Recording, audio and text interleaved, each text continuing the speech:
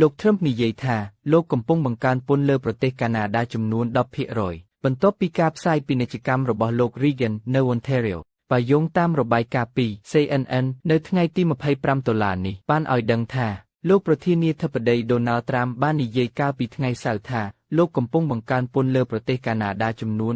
10% លើសពីកម្រិតបច្ចុប្បន្នដែលធ្វើឲ្យភាពតានតឹងពាណិជ្ជកម្មកាន់តែកើនឡើងបន្ថែមទៀតជុំវិញអ្វីដែលលោកហៅថាជាការផ្សាយពាណិជ្ជកម្មคล้ายៗដែលមានផ្នែកខ្លះនៃសុន្ទរកថាប្រឆាំងពន្ធរបស់អតីតប្រធានាធិបតី Ronald Reagan ក្នុងឆ្នាំ1987លោក Trump បានបង្ហោះនៅលើ Truth Social ថាប្រទេសកាណាដាត្រូវបានគេចាប់បានដោយបានដាក់ការផ្សាយពាណិជ្ជកម្មក្លែងបន្លំលើសុន្ទរកថារបស់លោក Ronald Reagan ស្ដីពីពន្ធដោយបន្ថែមថាដោយសារតែការបង្ហាញខុសយ៉ាងធ្ងន់ធ្ងរអំពីការពិតនិងទង្វើអារិភាពរបស់ពួកគេខ្ញុំកំពុងបង្កើនពន្ធលើប្រទេសកាណាដាចំនួន 10% លើសពីអ្វីដែលពួកគេកំពុងបង់នៅពេលនេះការបង្ហោះរបស់ប្រធានាធិបតីបានកើតឡើងបន្ទាប់ពីលោកបាននិយាយកាលពីថ្ងៃប្រហ័សថាលោកកំពុងបញ្ចប់ការចរចាពាណិជ្ជកម្មជាមួយប្រទេសកាណាដាដោយគំរាមកំហែងម្ដងទៀតថានឹងផ្លាស់ប្តូរទំនាក់ទំនងសេដ្ឋកិច្ចដ៏សំខាន់រវាងសហរដ្ឋអាមេរិកនិងដៃគូពាណិជ្ជកម្មធំទីពីររបស់ខ្លួនពន្ធថ្មីនេះគឺជាការវាយប្រហារចុងក្រោយរបស់លោក Trump នៅក្នុងរបៀបវារៈពាណិជ្ជកម្មសកលរបស់លោកបន្ទាប់ពីលោកបានដាក់ពន្ធ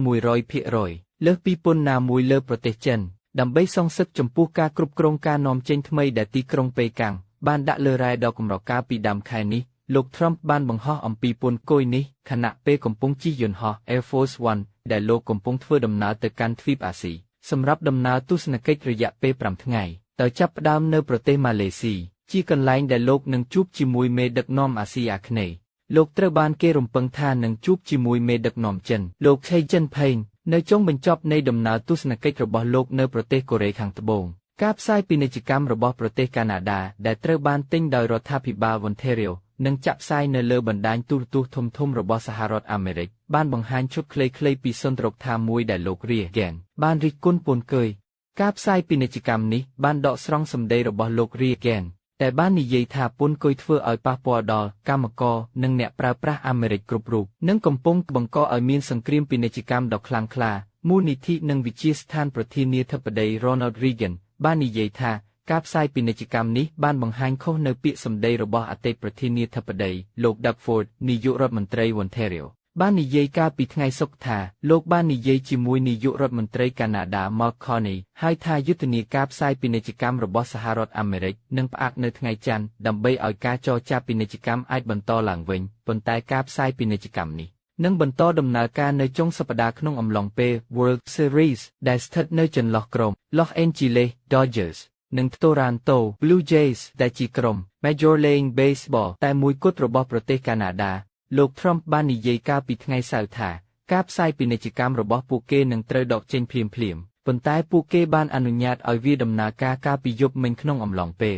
World Series ដោយដឹងថាវាជាការក្លែងបន្លំអ្នកនាំពាក្យរបស់លោក Ford បានបញ្ជូន CNN ទៅកាន់សេចក្តីថ្លែងការណ៍ថ្ងៃសុក្ររបស់លោកនាយករដ្ឋមន្ត្រីដែលលោកបាននិយាយថាការផ្សាយពាណិជ្ជកម្មនេះនឹងត្រូវផ្អាកនៅថ្ងៃច័ន្ទ CNN បានតាក់ទងទៅការិយាល័យរបស់លោក Carney ដើម្បីសុំការអត្ថាធិប្បាយលោក Dominic Leblanc រដ្ឋមន្ត្រីទទួលបន្ទុកពាណិជ្ជកម្មរបស់ប្រទេសកាណាដាបានមានប្រសាសន៍កាលពីយប់ថ្ងៃសៅរ៍ថាប្រទេសនេះសង្ឃឹមថានឹងមានការពិភាក្សាប្រកបដោយស្ថាបនាជាមួយសហរដ្ឋអាមេរិកយើងនឹងនៅតែផ្ដោតលើការសម្រេចបានលទ្ធផលដែលផ្ដល់អត្ថប្រយោជន៍ដល់កម្មករនិងគ្រួសារទាំងនៅសហរដ្ឋអាមេរិកនិងកាណាដាហើយវឌ្ឍនភាពនោះត្រូវបានសម្រេចយ៉ាងល្អបំផុតតាមរយៈការចូលរួមដោយផ្ទាល់ជាមួយរដ្ឋបាលសហរដ្ឋអាមេរិកដែលជាការទទួលខុសត្រូវរបស់រដ្ឋាភិបាលសហព័ន្ធលោកបាននិយាយនៅក្នុងសេចក្តីថ្លែងការណ៍លោក Carney និងលោក Trump សុទ្ធតែស្ថិតនៅក្នុងប្រទេសម៉ាឡេស៊ីសម្រាប់កិច្ចប្រជុំកំពូលអាស៊ានដែលបានចាប់ផ្ដើមនៅយប់ថ្ងៃសៅរ៍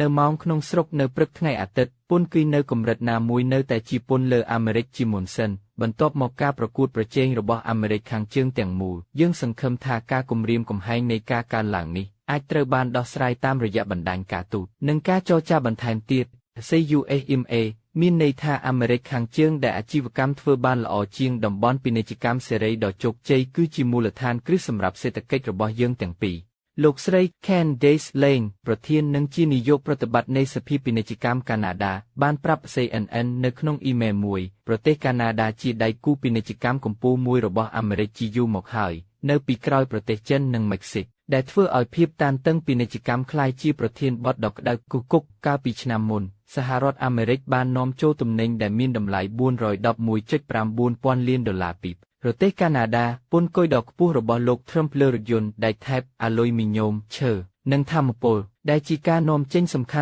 ន់មួយចំនួនរបស់ប្រទេសទៅកាន់សហរដ្ឋអាមេរិកបានប៉ះពាល់ដល់ប្រទេសកាណាដាយ៉ាងខ្លាំងជាពិសេសអត្រាគ្មានការងារធ្វើរបស់ប្រទេសកាណាដាឥឡូវនេះស្ថិតនៅចំណុចខ្ពស់បំផុតក្នុងរយៈពេល9ឆ្នាំវាក៏កំពុងធ្វើឲ្យប៉ះពាល់ដល់សេដ្ឋកិច្ចសហរដ្ឋអាមេរិកផងដែរដោយសារតែការធ្វើពលិការរបស់កាណាដាយោងតាមទិន្នន័យរបាយការណ៍ពីកាណាដាការធ្វើដំណើររបស់កាណាដាទៅកាន់សហរដ្ឋអាមេរិកតាមផ្លូវគោកបានធ្លាក់ចុះ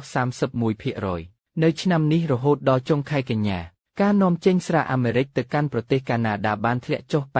85% នៅក្នុងត្រីមាសទី2នេះបើយោងតាមក្រមប្រឹក្សាស្រាចម្រាញ់នៃសហរដ្ឋអាមេរិកប៉ុន្តែទំនិញដែលអនុលោមតាមកិច្ចព្រមព្រៀងសហរដ្ឋអាមេរិក មិចស៊ីក កាណាដាឬ USMCA ដែលលោក Trump បានចរចាក្នុងអាណត្តិដំបូងរបស់លោកភាគច្រើនអាចចូលទៅក្នុងសហរដ្ឋអាមេរិកដោយមិនគិតពន្ធការគំរាមកំហែងពន្ធម្ដងហើយម្ដងទៀតរបស់លោក Trump បានធ្វើឲ្យមនុស្សជាច្រើនរំពឹងថានឹងមានការផ្លាស់ប្ដូរសំខាន់ចំពោះ USMCA នៅពេលដែលវាត្រូវបានពិនិត្យឡើងវិញនៅឆ្នាំក្រោយ។